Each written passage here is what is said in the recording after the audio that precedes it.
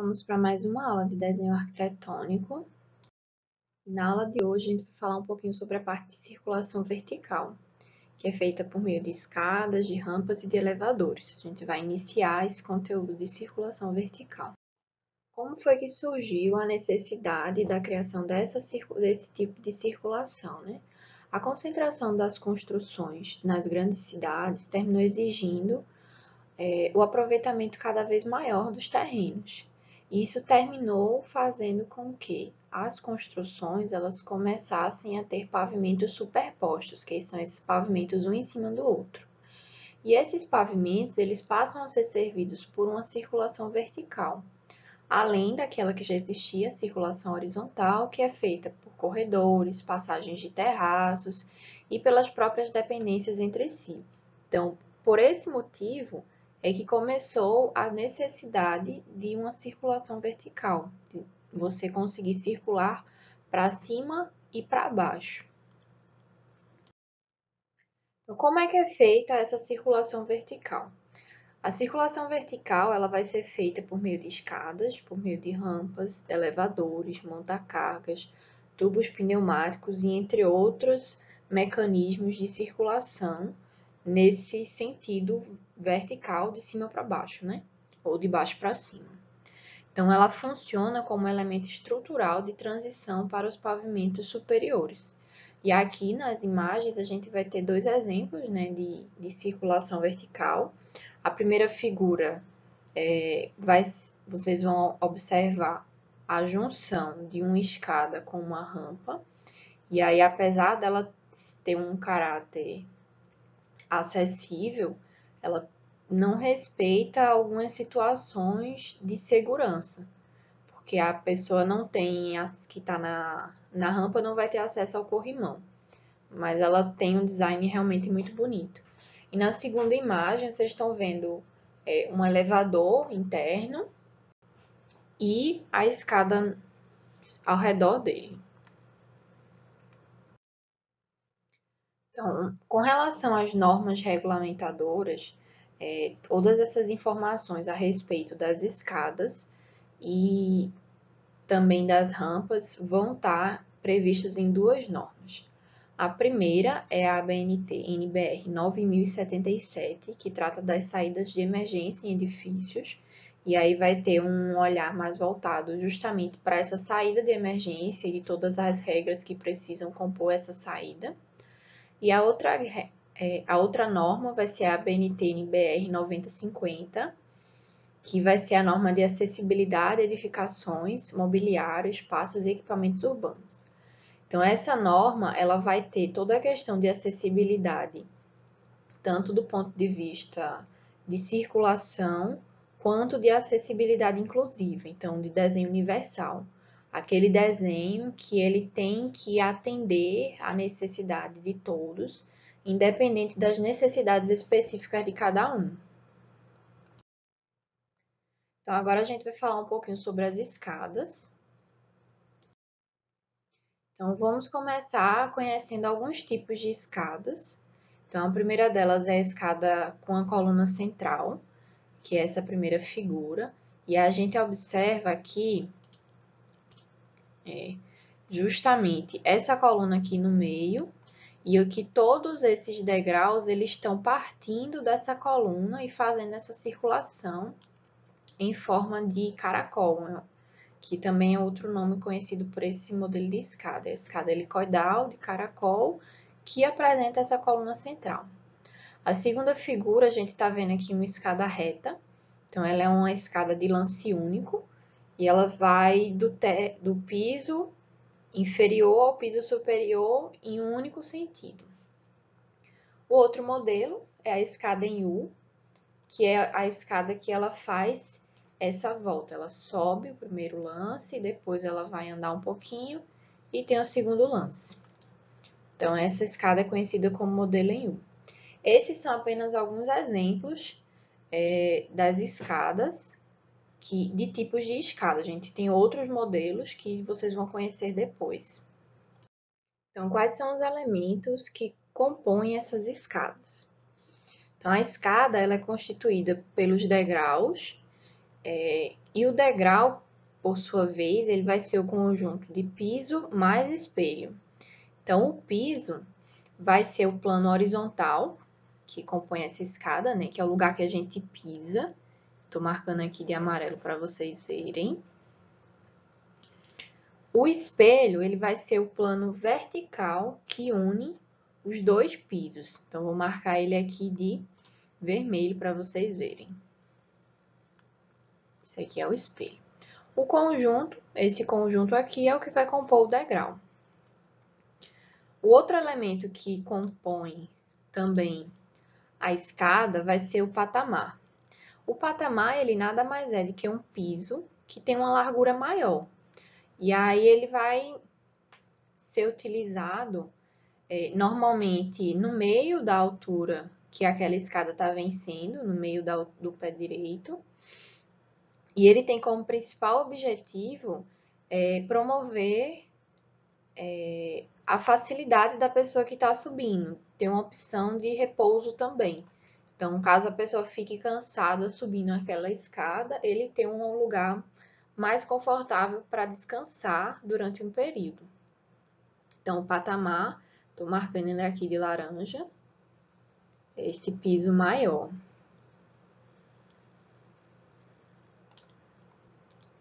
Outro elemento que compõe a escada vai ser o lance. O lance, ele é formado pelo conjunto de degraus e ele está sempre entre o plano até o patamar ou entre o patamar e o plano. No caso dessa escada aqui que vocês estão vendo, ela tem dois lances.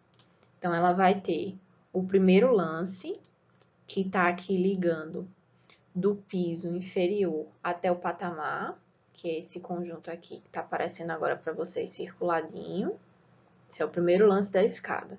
E o segundo lance, que está ligando do patamar até o piso superior, pavimento superior. Outro elemento que constitui também a escada é o guarda-corpo e o corrimão. O guarda-corpo, ele vai ser formado pelo conjunto de corrimão e balaústre. Então, isso aqui constitui o guarda-corpo. Então, ele pode ser feito de alvenaria, ele pode ser feito de cabos de aço, ele pode ser feito de vidro, entre outros materiais. Então, o corrimão vai ser esse local aqui, esse elemento onde as pessoas apoiam a mão para subir. E o guarda-corpo vai ser esse conjunto completo, que está aqui, que está sendo circulado agora. Então, o guarda-corpo é o conjunto e o corrimão é o lugar onde a gente apoia a mão para subir. Então, esse guarda-corpo, ele funciona como proteção para as pessoas que estão ali subindo aquela escada e precisam se apoiar. Então, outra coisa que vocês podem verificar também nessa figura, né, são alguns dimensionamentos que está aparecendo aqui, a gente vai retomar mais adiante. Mas aqui a gente consegue identificar o comprimento da escada, que é a distância de onde ela começa até o local que ela termina. Ó, se eu fizer uma projeção aqui, esse é o comprimento da escada.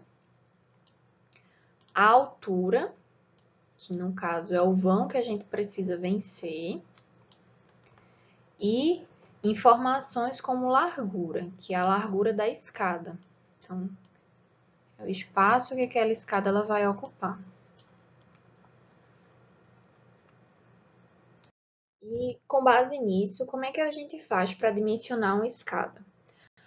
Toda vez que a gente for considerar o dimensionamento de uma escada, as dimensões do piso, que é o lugar que a gente pisa, e do espelho, ela tem que ser constante em toda a escada. O que é que eu quero dizer com isso? Então, todos os degraus, eles têm que ter o mesmo tamanho. Então, eu não posso chegar a ter um dimensionamento de um degrau com 15 centímetros e um dimensionamento de um espelho de outro degrau com 18. Esse dimensionamento ele tem que ser padronizado. E a única exceção dessa regra vai ser as escadas fixas, que possuem lances curvos ou lances mistos, que ela tem uma parte curva e uma parte reta. Mas aí são situações mais específicas. Então, como é que a gente vai dimensionar essa escada? A gente vai seguir alguns parâmetros, né? O primeiro deles é o tamanho do piso, que vai ser sempre representado pela letra P. E o piso ele precisa estar entre 28 centímetros e 32 centímetros. Ele tem que estar. O dimensionamento daquele piso ele tem que ficar entre 28 e 32. Normalmente não mais que 32, que aí a gente já constituiria uma escada menos confortável. E não muito menos que 28, porque senão o pé não caberia. A outra questão, outro parâmetro é o tamanho do espelho, que vocês vão identificar mais pela letra E. Esse espelho ele tem que estar entre 16 centímetros e 18 centímetros. Quando a escada ela começa a ter um espelho maior que 18, ela se torna muito mais cansativa. E um outro elemento que precisa ser considerado é a fórmula de Blondel, que é a fórmula de conforto. Então, essa formulazinha aí de P mais 2E, que é piso, mais 2 vezes o espelho, ela tem que estar entre 63 centímetros e 65 centímetros. A outra informação, outro parâmetro, vai ser a largura mínima da escada fixa, que ela vai ser de 1,20 m. Só que essa largura mínima, ela pode ter um valor diferente a depender do local que essa escada está localizada. Por exemplo, se você está fazendo um projeto de uma escada que vai atender a um edifício público, então esse dimensionamento ela tem que ser respeitado. Mas se você está fazendo uma escada no projeto residencial de uma casa que só vai morar uma família, esse dimensionamento ele pode ser ajustado. A outra informação é a distância entre o primeiro e o último degrau de um lance da escada. Ela deve ter pelo menos 30 centímetros da área de circulação adjacente. O que é que isso significa? A primeira distância, né, que seria essa aqui, desse degrau até outro obstáculo, ela tem que ser de pelo menos 30. E se eu tiver um lance aqui em cima, ou o final dele, ele vai ter que ter também os 30 centímetros, pelo menos, de circulação, que é para conseguir ter uma mobilidade e a pessoa ter um certo grau de conforto para poder acessar essa escada. O outro parâmetro, com relação às escadas fixas, é que elas devem ter pelo menos um patamar a cada 1,20 m de desnível. E também sempre que houver mudança de direção. O que é que isso significa? Aqui essa escada, ela chegou a 1,20 m nesse ponto, vamos supor. Então, quando ela chegar aqui nesse ponto, eu teria que ter um patamar, que é aquele piso maior, para poder continuar com o resto da escada aqui. E a mudança de direção é no caso se ela fosse uma escada em U. Novamente, essa situação ela vai ser variável de acordo com a edificação que está recebendo aquela escada. Então, se é uma casa, uma residência familiar, normalmente essas regras são um pouco mais flexíveis. E aí, com relação ao corrimão e aos guarda-corpos, né? É obrigatória a instalação do corrimão e do guarda-corpo nos dois lados das rampas e em escadas fixas. Então, aqui tem que ter o corrimão nos dois lados, se ela for fixa. Devem ser construídos em materiais rígidos, que sejam firmemente fixados à parede ou às barras de suporte. E tem que oferecer condição segura de utilização. A gente não pode apoiar no corrimão ou no guarda-corpo e esse corrimão ele balançar e a gente ficar desequilibrado. Então, ele tem que ter uma condição de segurança, porque ele está ali servindo justamente para a pessoa não cair e não acontecer nenhum acidente. O corrimão ele tem que permitir uma boa empunhadura e deslizamento da mão, preferencialmente em seção circular entre 3,5 e 4,5 centímetros, que é justamente a medida que a gente consegue pegar bem aquele corrimão. Então, aqui, ó, a mãozinha da pessoa vai apoiar aqui e aqui, na hora de subir essa escada. Então, essa empunhadura, ela tem que ser facilitada por todo o corrimão que for ser utilizado. Então, a mão da pessoa, ela tem que conseguir deslizar aqui em todo o sentido desse corrimão, inclusive aonde ele mudou de direção.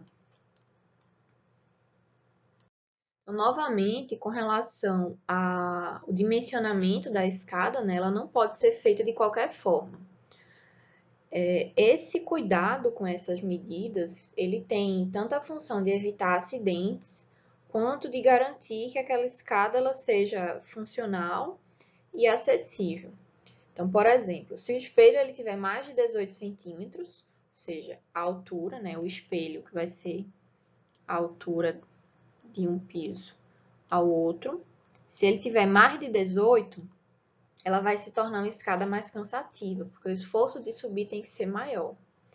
Então, o piso, se ele for menor, o piso é o lugar que a gente pisa, se ele for menor do que 25 centímetros, o pé não vai apoiar bem nesse piso. Então, você vai estar subindo a escada praticamente só na ponta do pé. Então, aí corre maior risco de você tropeçar e cair.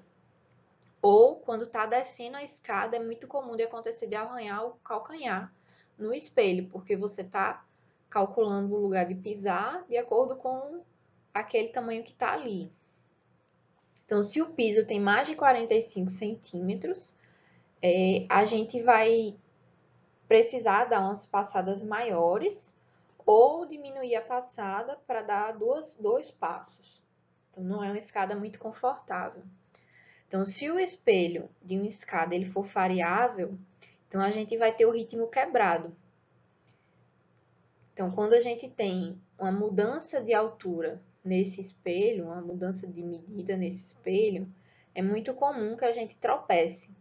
Então, várias escadas, se você já subiu alguma escada que tinha um espelho diferente, você tem que subir com um cuidado redobrado. Porque à medida que a gente vai subindo a escada, o nosso cérebro ele vai se acostumando àquela passada. Então, se você tem, de repente, um degrau maior, você vai tropeçar nele, porque a gente não sobe a escada olhando para o degrau. Se você tem um degrau menor, é muito comum que você dê aquele pisão mais forte, porque o seu subconsciente ele tinha associado que aquele piso ele estaria um pouco mais alto. E aí você pisa com mais força. E o risco de um acidente com isso é bem maior. Então, qual seria a largura mínima para a escada, né?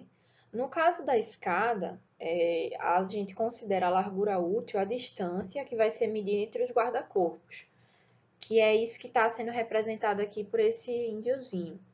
Então, a gente vai ter entre os dois guarda-corpos, né, a medida entre os dois guarda-corpos, é a largura que a gente vai considerar para a nossa escada como largura útil. Então, se aqui eu tenho, por exemplo, 1,30 m, e cada parede dessa vai ter 15 centímetros, eu só vou ter aqui dentro 1 metro. Então, a minha largura útil vai ser de 1 metro. Então, essas larguras que está aparecendo aqui são as larguras úteis, que são as larguras onde a gente está circulando. Então, se a gente quer uma escada onde vai passar só uma pessoa, o dimensionamento mínimo normalmente é de 60 centímetros, que é a largura dos ombros do padrão que a gente considera. No entanto, é recomendável sempre utilizar o tamanho de 80 ou 90 centímetros, para que a escada seja mais confortável. Então, em último caso, é que se utiliza uma escada com tamanho de 60 centímetros. Só quando o espaço é muito, muito pequeno. Então, se a gente está pensando numa escada para duas pessoas circularem, a gente vai ter a largura mínima já de 1,20 m. E se a gente está pensando numa escada de um edifício público, onde normalmente vão circular 3 pessoas ou mais, então a gente já começa a ter dimensões maiores, que no caso seria 1,80 m. Bom, a outra questão que precisa ser levada em consideração é o balanceamento de degraus. O que seria esse balanceamento de degraus? ele vai ser uma compensação de direção dos pisos quando a gente tem uma mudança de direção na escada. Então, a minha escada, ela vinha aqui nesse sentido, e de repente, ela virou e mudou o sentido aqui. Então, quando eu mudei esse sentido, eu tenho que colocar um novo elemento aqui nessa escada. E esse elemento ele é chamado de linha de piso. Essa linha de piso ela vai ser uma linha imaginária, que a gente vai traçar uma distância de 50 a 60 centímetros do guarda-corpo. Seria essa distância aqui, mais ou menos, de 50 a 60. E essa linha de piso, ela vai ser o local que normalmente a gente vai colocar o pé, quando a gente está pisando. E por isso que onde essa linha está passando, o ideal é que ela tenha pelo menos 25 centímetros em cada degrau. Então, quando a minha escada ela mudou de direção, eu tenho que ter nessa linha aqui 25, nessa outra aqui 25, 25, 25 e 25. Observem que ela é uma medida menor do que eu falei para vocês antes, mas ela é justamente por isso, porque o degrau ele foi reduzido, né? E a escada ela mudou a direção. Então, isso é uma possibilidade também, para aproveitar melhor o espaço dessa escada. Então, vamos conhecer agora algumas formas das escadas, né? A primeira figura, que é essa figura aqui, que eu marquei uma setinha aqui em vermelho, é a escada com patamar. E aqui a gente tem a vista do conjunto em projeção horizontal, que é mais ou menos como aparece a planta, que foi isso aqui que eu selecionei para vocês. E aqui em cima, né, em cima dessa projeção, a gente vai ter um dimensionamento em 3D. A gente vai ter aqui dois modelos de escadas helicoidal. Então, no primeiro modelo, que é esse que eu marquei uma setinha azul aqui agora, a gente vai ter uma escada helicoidal sem apoio. Então, aqui seria a projeção dessa escada. E aqui a imagem em 3D dela, como a gente veria mais ou menos se ela tivesse tirado uma foto. E a escada helicoidal com uma coluna central, que foi essa aqui que eu acabei de marcar a setinha em roxo. Então, aqui a gente só vai ter realmente a imagem em 3D dessa escada. E aí, observem a diferença de uma escada helicoidal para outra, né? Que aqui a gente tem uma coluna central, vou pintar aqui de amarelo, e todos esses degraus da escada, eles vão circundando essa coluna e vão estar apoiados nessa coluna. A gente vai ter também a escada em L, que é essa escada que tem esse formato da letra L, né? Novamente aqui na imagem, as duas informações, a projeção dessa escada no piso e a projeção e o 3D dessa escada. E nessa figura aqui, que está aqui circulada aqui para vocês agora, a gente vai ter já uma representação dessa escada mais completa no projeto arquitetônico. Então, observem que a gente vai ter uma escada encostada na parede, e essa parede ela está representada com linhas grossas, né? Assim como a gente faz no projeto de planta baixa. Ela vai ter a direção da escada, que seria o sentido sobe e desce, que é justamente essa linha aqui do meio. Vou marcar aqui para vocês de amarelo. Então, essa linha aqui do meio é justamente esse sentido. E quando tem essa setinha aqui, tá querendo dizer o quê? Que a minha escada, o meu piso térreo, tá aqui embaixo nesse 1. E aqui no 16 seria o meu pavimento superior.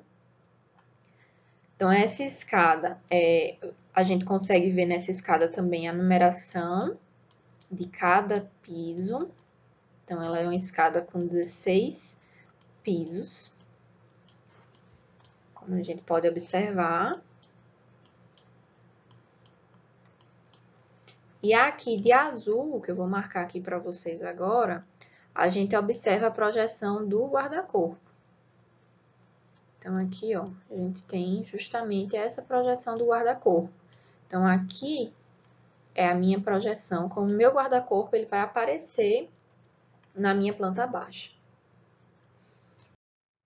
Aqui a gente já vai ter a escada em U, que ganha esse nome justamente por ter esse sentido, esse formato da letra U.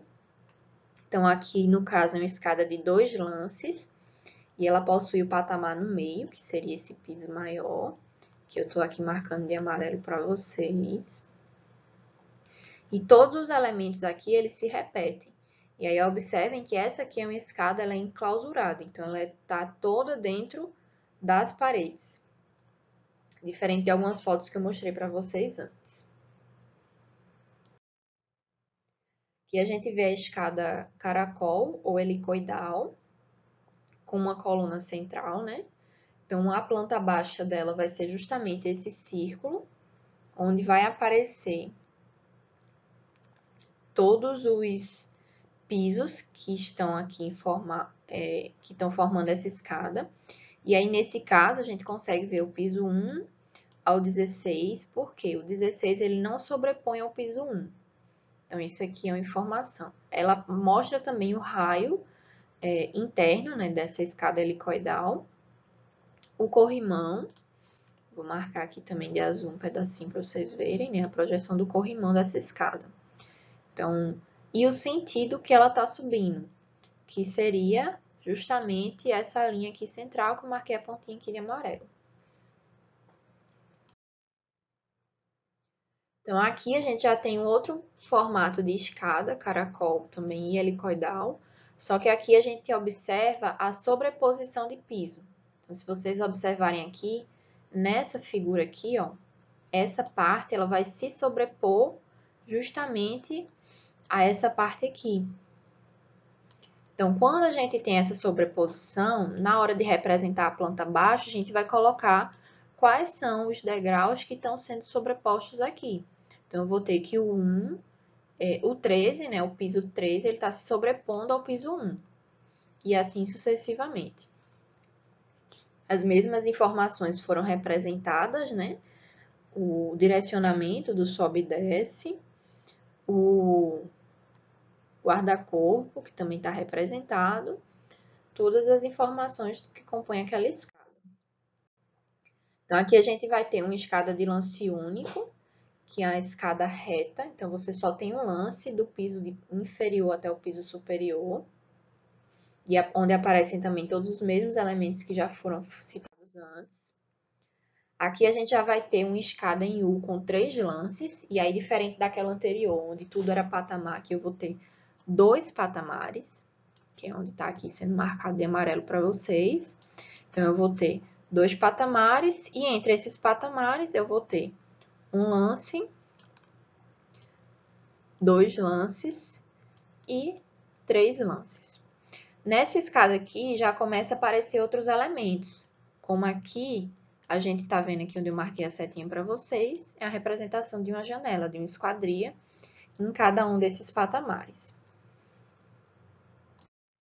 Bom, então agora que a gente já conheceu alguns tipos de escada, já conseguiu compreender um pouquinho o conceito da circulação vertical na parte de escadas, a gente vai começar a parte de como calcular essas escadas.